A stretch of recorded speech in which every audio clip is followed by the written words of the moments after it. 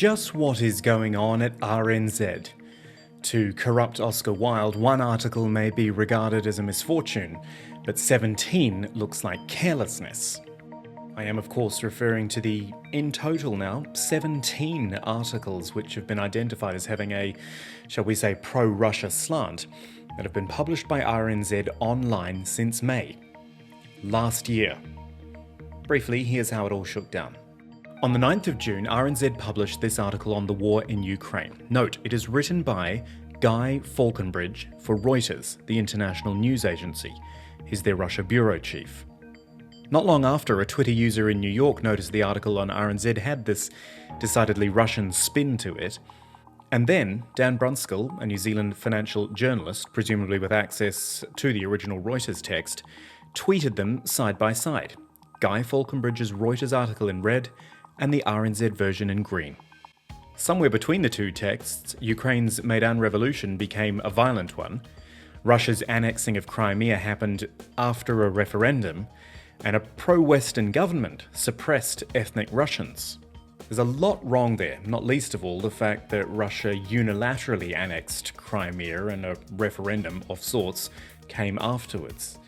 But inaccuracies aside, the real issue here is the process. Reuters' own rules say that without prior consent, you may not remove, alter, forward scrape, frame, inline link, copy, sell, distribute, retransmit, create derivative works, or otherwise make available the content. In other words, don't touch, print what we write. But someone at RNZ had decided to edit the piece, to change the narrative. And already an investigation is underway into the alleged conduct of one employee who has been placed on leave while we look into these matters. But this can't be pinned on one person. Newsrooms have hierarchies and processes and workflows.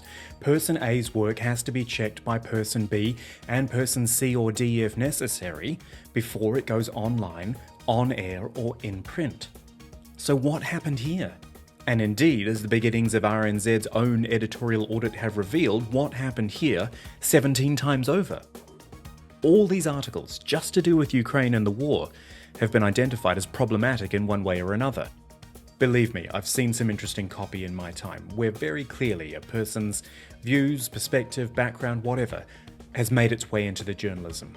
But there was a process, there was a workflow in place. The program editor who puts together the news bulletin, they had their assistant program editor.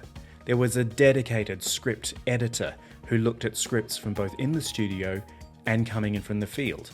And there was an executive producer who had the final say over anything that was to go on air.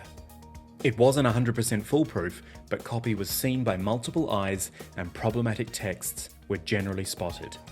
RNZ says there'll be an external review of its processes for the editing of online stories, and I'm almost certain one of the wider issues that will be identified is the rush to get content online and distributed through social media as soon as possible, because these days, being first quite often usurps being right. All that said, I want you to remember one thing. There is nothing wrong with hearing different perspectives, even when we're talking about one country that's invaded another country. Now, this wasn't the way to illustrate those perspectives. In fact, listen to how RNZ's own CEO has described it. I apologise to the Ukrainian community.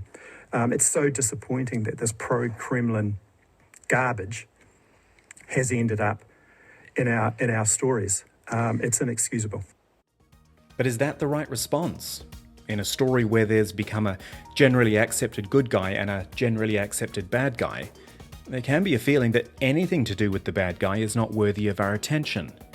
But you've got to have both sides. People can't be afraid of seeing and hearing those other perspectives, and newsrooms can't be afraid of publishing them.